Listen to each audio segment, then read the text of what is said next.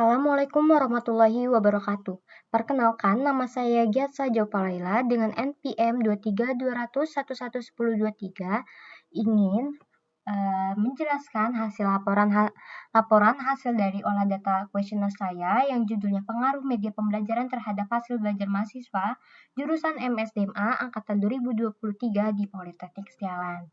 Langsung saja. Yang pertama di sini ada outer model. Outer model ini adalah nilai total soal dari variabel X dan variabel Y, di mana variabel X-nya ini berjumlah 12 soal dan variabel Y-nya ini adalah berjumlah 8 soal. Di sini juga ada kisi instrumen penelitian variabel X dan variabel Y. Di sini ada indikatornya. Lanjut. Pada bagian tingkat toleransi penelitian, karena penelitian saya ini adalah bersifat sosial, maka nilai SIG-nya adalah 0,05. Kalau misalkan medis baru 0,01. Nah, lanjut. Di sini yang pertama ada uji prahipotesis atau validitas. Untuk mencari ketepatan dan tingkat akurat, mencari valid atau tidaknya data kuesioner yang kita punya. Untuk dasar pengambilan keputusannya ini ada dua cara. Yang pertama, jika nilai R hitung lebih besar daripada nilai R tabel, maka dinyatakan valid. Yang kedua, jika nilai R hitung lebih kecil daripada nilai R tabel, maka dinyatakan tidak valid. Dapat juga dilihat dari nilai SIG to TEL lebih kecil 0,05 dinyatakan valid. Untuk nilai SIG to TEL lebih besar 0,05 dinyatakan tidak valid. Nah, sebelumnya, untuk membaca R tabel harus terlebih dahulu ditentukan nilai degree of freedom-nya. Caranya, di mana rumus degree of freedom-nya ini adalah N dikurang 2, di mana N-nya ini adalah jumlah sampel yang didapatkan dari kuesioner. Nah, karena jumlah sampel saya adalah 38, maka 38 dikurang 2 hasilnya 36. Lanjut kita lihat di tabel R-nya. Di sini dapat dilihat bagian 0,05 dan degree of freedom-nya bagian 36, hasilnya adalah 0,3202. Nah, lanjut untuk mencari validitas ini, rumusnya kita menggunakan SPSS ya. Pertama, kita pencet analyze, lalu bagian correlate, terus ya kita bagian different. Nah, di sini saya pindahkan dulu ya, maaf. Nah, cara mencarinya yang pertama tuh kita mencari nilai X-nya dulu. Dari X1 sampai total untuk bagian validitas. Lalu kita pindahkan ke kanan, kita pencet OK. Di sini keluar hasilnya. Ini untuk variabel X-nya ya.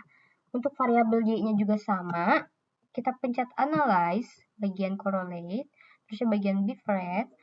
Kita pindahkan dulu bagian X-nya gantian ke dengan variabel Y-nya ya. Sama juga dari nilai Y, variabel Y1 sampai total. Kita pencet OK. Nah, di sini sudah saya masukkan ke laporan hasilnya, di mana pada variabel X-nya dapat dilihat yang saya lingkarkan ini rata-rata semuanya tuh di atas dari R tabel, yaitu 0,3202 ya, yang tadi. Dengan demikian, 12 item tersebut dinyatakan valid. Untuk variabel Y-nya pun juga sama. Di sini dapat dilihat yang saya lingkarkan, ini R hitung lebih besar daripada R tabel, yaitu R-nya 0,3202. Dengan demikian, ke-8 item tersebut dinyatakan valid. Untuk variabel Y-nya juga sama, valid semua.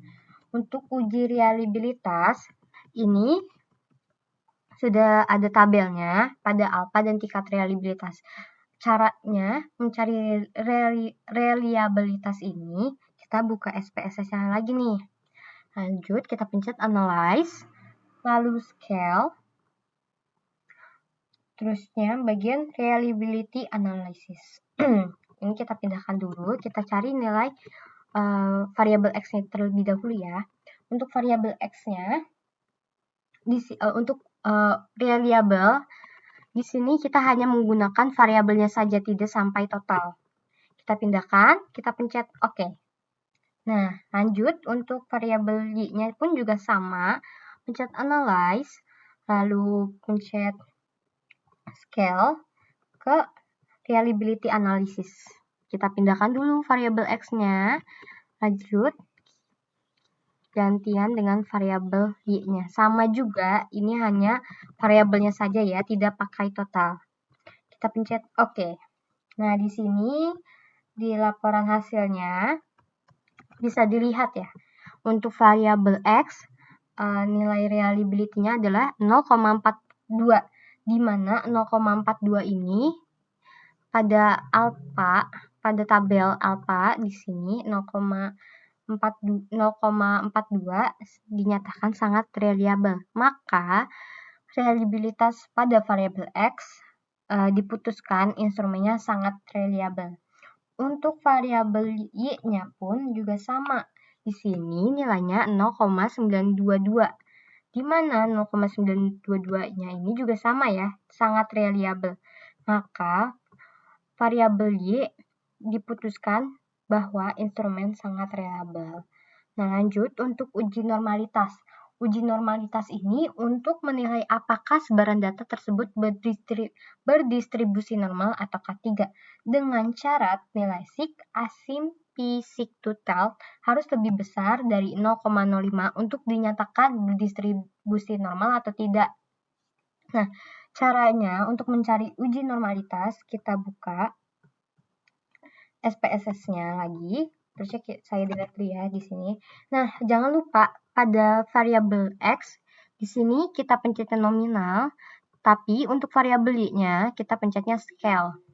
Terusnya, lanjut untuk rumusnya kita pencet analyze, lanjut ke regression, lalu ke linear. Nah, di sini sudah saya masukkan untuk total X-nya kita di independent, untuk total Y-nya di dependent. Kita pencet save, lalu kita centang bagian unstandardized-nya.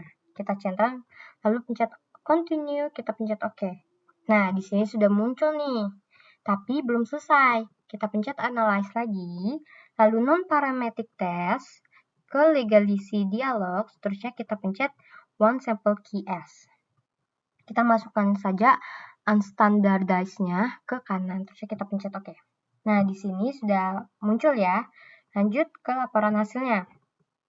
Nah, di sini dapat dilihat pada nilai 0,34 itu lebih besar dari 0,05, maka data dinyatakan distribusi normal. Oke, lanjut untuk uji hipotesisnya atau uji regresi. Di sini juga sama seperti yang tadi, bedanya ada HO ditolak dan HA diterimanya. Uji regresi ini untuk mengukur pengaruh satu variabel independen variabel X terhadap satu variabel dependen variabel Y. Untuk mencari uji regresi atau uji hipotesisnya ini, kita pencet SPS-nya lagi, kita buka. Kita buka, terusnya kita pakai ini aja. Ini sama aja sih, ini adalah variabel X dan variabel Y, hanya saja saya ganti dengan judulnya. Kita pencet analyze, terusnya kita pencet regression, kita pencet juga linear. Di sini masukin variabel X-nya di dependent, variabel Y-nya di dependent. Kita pencet OK. Nah, di sini keluar ya. Di sini keluar nih uji regressionnya atau uji regresinya. Nah, kita pindahkan ke laporan hasil. Di sini dapat dilihat nilai pengaruhnya R-square-nya adalah 0,413. Di mana nilai ini menunjukkan bahwa pengaruh variabel media pembelajaran 41,3%, sedangkan 58,7%-nya adalah hasil belajar mereka dipengaruhi oleh variabel lain. Lanjut, di sini untuk uji hipotesis uji sig-nya, karena kita menggunakan nilai sig ya, dapat dilihat sig-nya di sini adalah 0,000.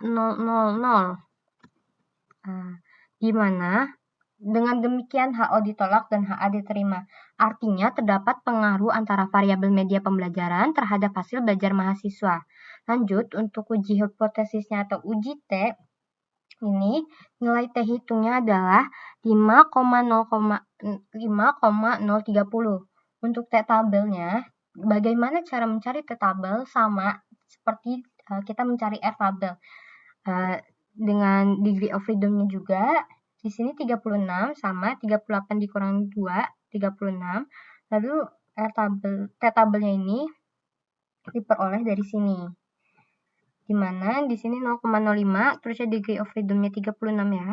Di sini dapat dilihat 2,02809. Nah, dengan demikian nilai T tabel itu adalah 2,02809 ya. Nah, maka T hitung lebih besar daripada T tabel. Dengan demikian HO ditolak dan HA diterima. Seperti itu. Yang terakhir pada uji regresi. Uji regresi ini dapat dilihat ya 5,767 dan 0,562. Di mana 5,767 ini adalah angka konstanta. Angka ini memiliki arti bahwa jika adanya pengaruh media pembelajaran variabel X, maka nilai efisien hasil belajar variabel Y adalah 5,767.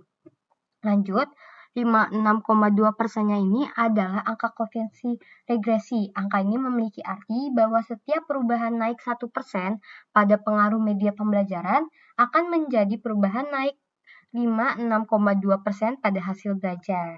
Nah, di sini yang terakhir ada grafiknya ya. Untuk membuat grafik ini, kita buka SPSS-nya lagi. Lalu kita pencet graphs. Di sini chart builder, kita oke-kan saja. Nah, di sini kita pencet scatter dot, terus saya menggunakan yang ini. Di sini pengaruh media pembelajaran atau variabel X-nya kita masukkan ke bawah, hasil belajar atau variabel Y-nya kita pindah ke kiri. Kita pencet oke aja. Nah, di sini keluar ya. Di sini keluar untuk grafiknya seperti itu. Sama ya. Nah, itu saja hasil yang dapat saya sampaikan dari laporan hasil dari olah data kuesioner saya.